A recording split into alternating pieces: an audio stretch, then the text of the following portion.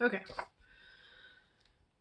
I have the video, or have the notes for 6.6 for the pre-calculus class down here. These are going to be real short, so this video is probably going to be like a minute and a half, 2 minutes.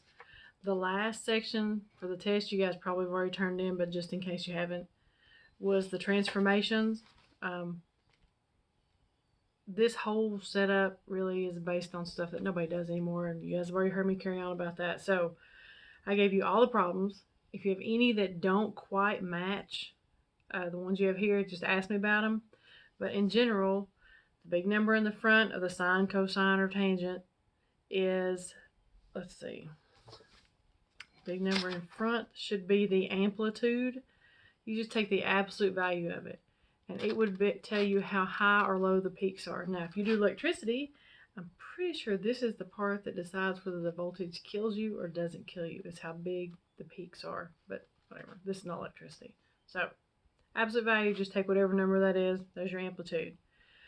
Inside the parentheses, those are horizontal changes, just like we did last semester in the pre-calc 1.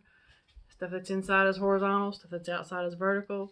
Those do exactly the opposite of what you think they ought to do, and the signs are all screwed up. Just be real careful with that. But the period is how squished it is this way and spread out. I think that explains the Doppler effect on sound if you do physics. Absolute value of 2 pi divided by b, which is the number in front of the x. Just follow this setup.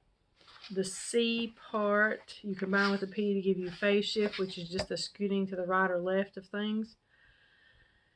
And if that has a use, my guess would be that is in sound design in auditoriums, because you use that phase shift to kill the dead spots in an auditorium.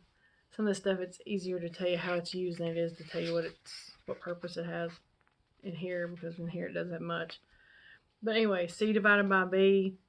Don't take the absolute value, but you guys already know how to do stuff. If you get the wrong sign, I'm just going to mark it and keep going. And the last little bit, the plus D, that's the up or down shift on the graph. I have no idea what that would do, except for it affects the way you put stuff in a computer. But anyway, so that last number on the outside is your phase shift, your up and down. I did all 24 problems. You should have enough in here to look at, so the ones on the test either match these exactly somewhere or they're so close that you've got them.